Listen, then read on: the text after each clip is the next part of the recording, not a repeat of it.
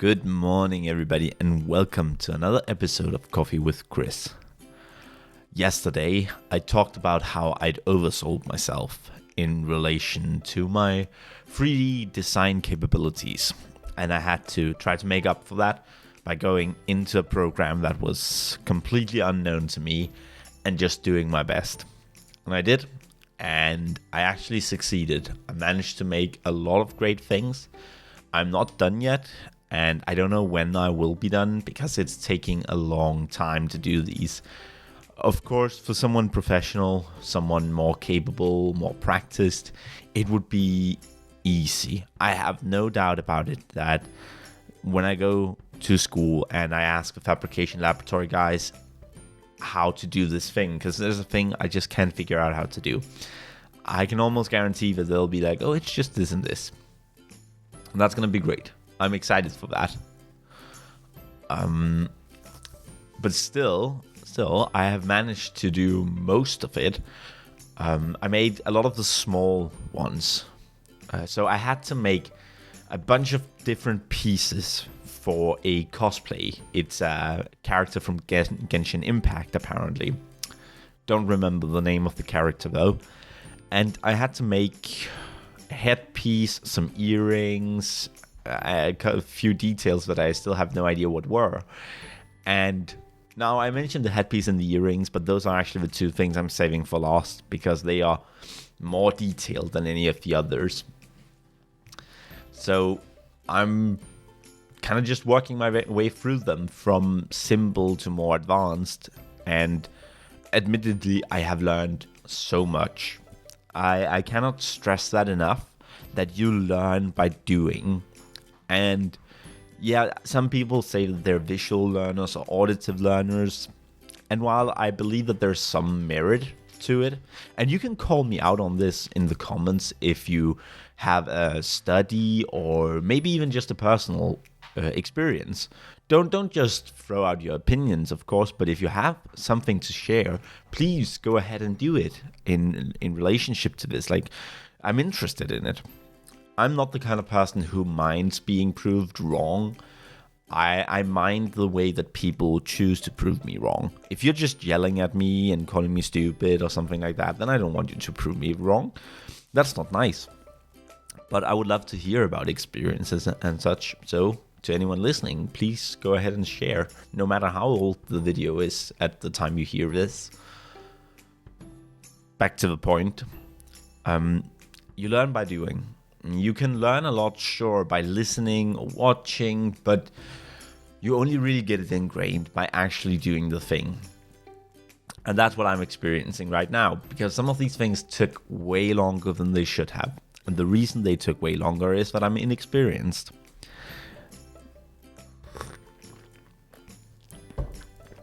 You see, there are certain things in this program, like curves. Doing curves is surprisingly difficult. So I've figured out tricks on how to do it, using circles and then curving from them. So I had to make an ankh on Ankh, or however that's pronounced. Those Egyptian thingies. And I had to do the curve, the loop, which was super difficult to get right. But after a lot of trying, I managed. Then I moved on to another thing that also needed the loop, but not only did it need a top loop, the first one only needed a loop at the top. This one also needed a loop on each side. And that was definitely the one that took the longest, because it had a special way of curving. It's called chamfer or chamfering or something like that. I'm still new to this, don't blame me. And the way I originally did the curves just wasn't working with that. And that's where I got the circle idea. Only to then figure out that I'd done it in the wrong scale. And that sucked. I'll be honest with you, that really sucked. I ended up redoing that particular thing 3 times. In 3 different manners. Because the last time around, I also realized that I'd done something where I put an inset line in the same sketch as the extrusion, where I'd rather extrude it and then paint on top of that extrusion. You don't need to understand what that means. Basically, I'd combine two things that I'd rather have separated. But I fixed it. It's fixed now, and it's actually looking really pretty. I'm excited to try to print it, because this is going out on a 3D printer. Probably not next week, due to the fact that the person I'm making it for is kind of... how do you say it nicely? She's not the most dependable type. So her having to go out and buy a roll of this plastic that needs to go into the 3D printer. And by the way, to anyone who's even slightly worried, we use PLA, I think it's called. And it's supposed to, as far as I know, be pretty eco-friendly. It's made from sugar or something. I'm not quite sure how it works, but they tell us it's good. And maybe I should look a little more into it myself, of course. That makes sense, but I haven't done so yet. So, my environmental impact, I don't know. Please don't chew me out for it. I'm just trying to learn some things here. But yeah, she needs to buy a roll for herself. And that... she probably didn't do that over the weekend, because once she does buy a roll, she's going to need my help to do it. Because she's going to be like, which type, and you know, those kinds of things. So she's not very independent either. Look, it's no offense to her, and it's probably due to the fact that I'm quite a bit older than her. But she is still she's on that stage that we've all been there. We're not quite adults. We're not children any longer. Like, we've grown and we have somewhat our own identities and capabilities, but we're still in limbo. So she hasn't really come out of her cocoon yet. That was a weird way to put it, but you know, that's you get what I'm trying to say, I hope. And so she needs a lot of support and a lot of guidance, and she's very unsure about herself. Which means, like I said, I'm going to have to be the one who helps her get the roll of plastic so that we can print, which means it won't be anytime soon. And that also gives me a lot more time to work on these things, because the headpiece is going to take an entire day. I have no doubt that at my current skill level, I can do it. No, that's actually a lie. There are some details on it that I won't be able to do, but I can do most of it. And the rest I can do it, but it will take me all day. It definitely will, because the headpiece is detailed. It's gonna be interesting though. I'm really curious to see my creation come out into the real world and being used by someone. Also, that it's like I've talked about before, it's good stuff for the portfolio to be able to do things that the rest of my class can't do. And there's a decent chance that there might only be like 1 or 2 of me per semester. And if that's the case, then we have a pretty unique skill set. And that's going to benefit us on the other side of the education. I'm very focused on that. I kind of want to apologize for talking so much about school, because I feel like it gets to be a little too much at times. But school is a huge part of my life, unfortunately. And as long as other things don't really happen to me, I'm not sure what to say. And this is, after all, just for ranting. And when you spend so much time and effort on school, you want to rant about school too. Another thing I kind of want to rant about in regards to school is the assignments. I still have so many assignments to do. But they're not really assignments, they're blog posts. I have to write a bunch of blog posts and then do a few assignments. I have 4 blog posts that I need to write.